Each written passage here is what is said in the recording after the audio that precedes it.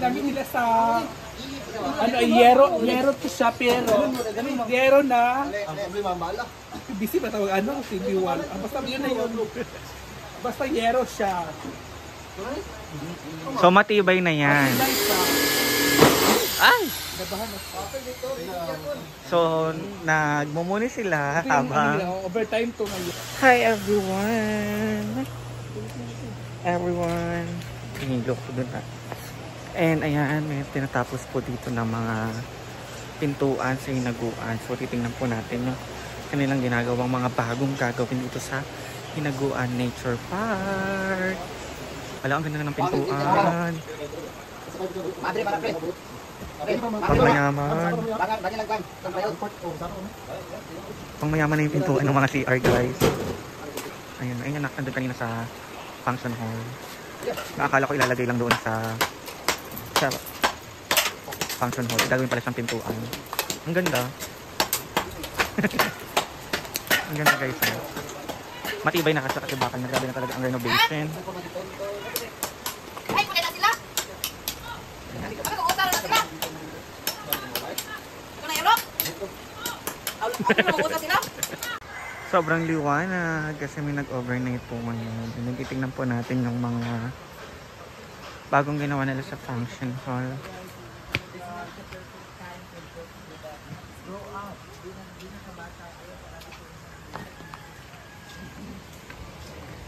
And yun, dito rin daw po sa kabila ay nilagyan din ng gano'n.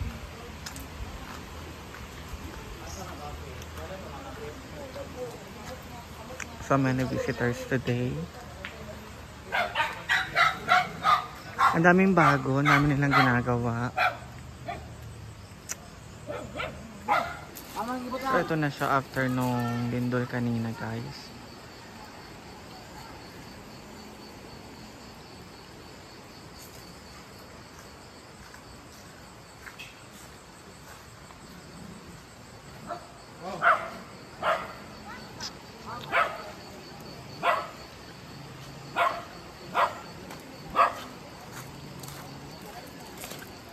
Ang ganda ng hinaguan talaga. Nadya pa uilalom. Hala, Beshi, ba't ka umiiyak?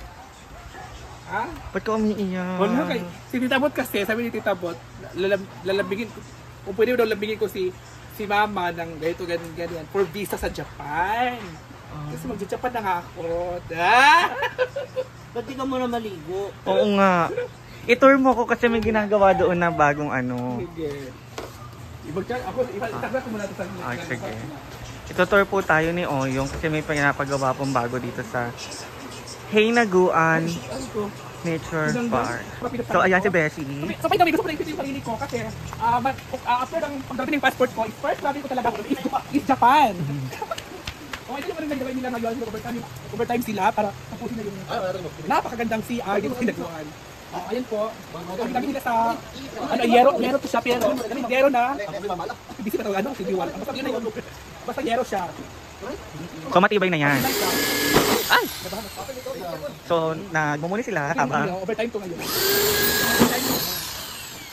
overtime po sila sa So paggawa. hanggang alas 12 ng ano gabi. Ngayon alas 12 ko matapos ko. Oo, while muni. While nag-inom, kasi Saudi lang yun eh. Ay! Kaya nag-inom sila sa Saudi na. Dapat bukas yung sahuran, pero tapos na kasi yung trabaho, kaya yung Saudi nila para bukas ay binigay sa kanila kasi wala nang trabaho bukas. Oh, so alis na sila. Alis sila bukas. Last day nila ngayon. Oo, binigyan ni Mama Sita ang kanilang sahod sa inyo to, kaya isang pampalpak sa inyo to, gano'n. So magkano sila mo kayo kuya? Magkano sila mo kayo? Oh, di ba? Kasi 100.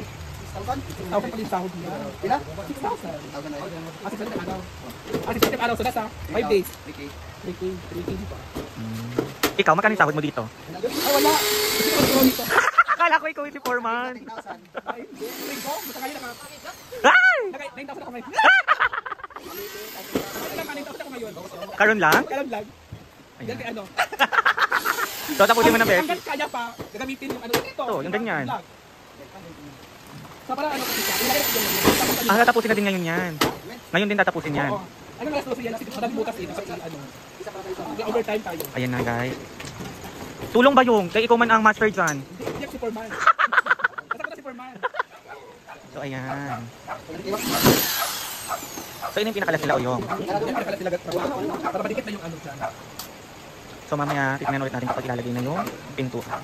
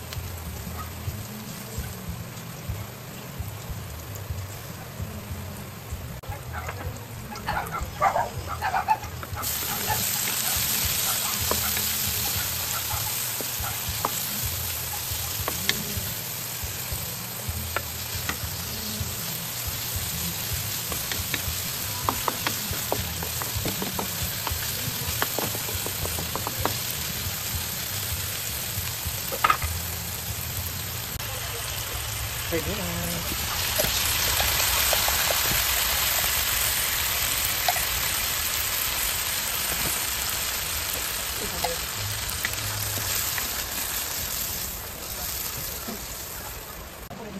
So ayan, kumulo na po. So lalagyan na po natin siya ng tubig. Mabilis lang to guys kasi ang lalagyan lang natin is udong. Kailangan is masabaw kasi marami po tayo. Dalaga pa tayo. Kasi dalam tayo. Sige pa. Sige. Okay na to. So haluin lang po natin. Tapos mamaya lagyan na po natin siya ng pampalasa. Marami pong tubig kasi marami po kami. Ayan. Para sa mga magtatanong bakit maraming sabaw. Marami po kami. Yan din. Ang po. Anin sila sa lahat. Anin tapos, anin din kami sa loob. Then, Anin sa loob? magluluto din po namin ng ganisa si Oyong mamaya.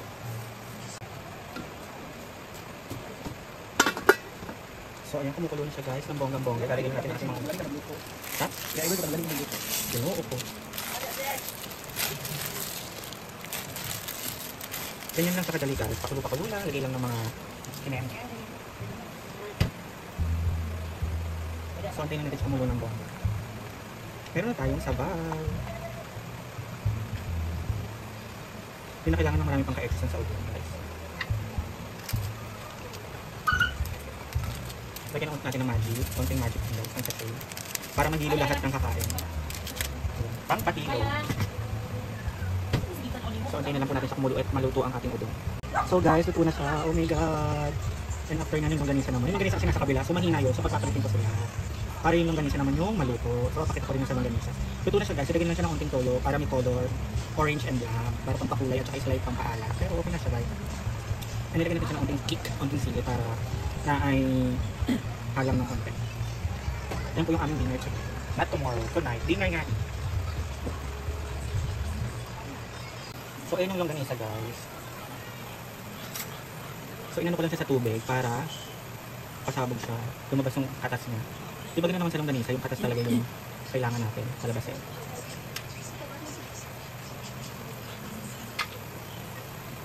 So ayan ang ating dinner. Nalagyan ko lang sa mga kumbuti kasi natutulog siya guys.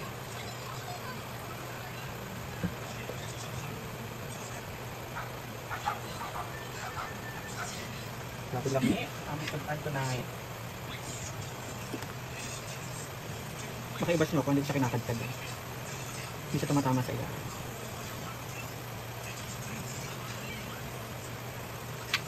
So, antayin na lang po pagkakain kami mamaya. So, ayan na. Luto na yung aming Hi, ulam. guys. Meron po kami Kain muna odong. tayo. Tortang talong by Ma'am si G. Ayan, odong by me. And longganisa. Kain. Kain po. Ako, si J4 at si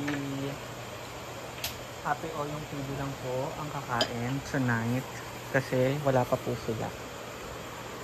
Mingaw kaayo. Love you guys.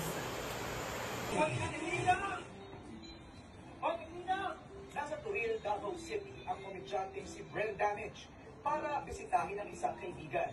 Masaya siyang nag-vlog ng house tour nang maramdaman ang malakas na pagtuga ng lupa. Hoy, nag-ilang! Napasigaw si Brenda at agad na tumakbo papalabas ng bahay. Mag-vlog ako na kunwari akin sa mansion. So, tapos sa pagtuturtur ako, ang ingay ng mga aso na biglaan, sobrang ingay. Tapos biglang kumakalubog-kalubog, tapos gumakalun-galun na. Kaya sigaw na wala na ako sa bahay, sinatay ko sa ipon, tapos biglang inom ko ulit sa nag-video ako na tumatakbo. Ako nang bigla na linog o lindol kasi para marinig nila kasi nasa labas na ako kasi ang laki ng bahay. Kwento pa niya, nakita niya ang paggalaw ng mga gamit sa loob at labas ng bahay. Kung sa dinner talaga gumagano, hindi na kami pumasok kasi nakatakot. Pero sa labas, yung mga poste gumagano at makikita sa video yung mga paso, saka yung mga puno ng kahoy gumagano talaga. Hindi sa yung sayaw ganun talaga o yung uga. Wala naman aniyang nasaktan sa kanila at safe din ang kanyang pamilya sa Cagayan de Oro City. Pero naramdaman din ng kanyang pamilya ang lindol sa kanilang lugar. Probinsya namin, yung pool na pinapagawa ko, yung tubig na sobrang lakas din kasi sa CDO, yung tubig, kasi naka-equal kami, yung tubig biglang nag-brown, as in, yung pool namin, buti na lang na patay na agad yung pump kasi yung pool na tumataga, ay tubig na tumataga sa pool, nag-yellow. Safe naman sila po, ang una ko talaga tinanong is yung bahay namin kasi yung bahay namin kakagawa lang din. Ang singer na si Casey Tandino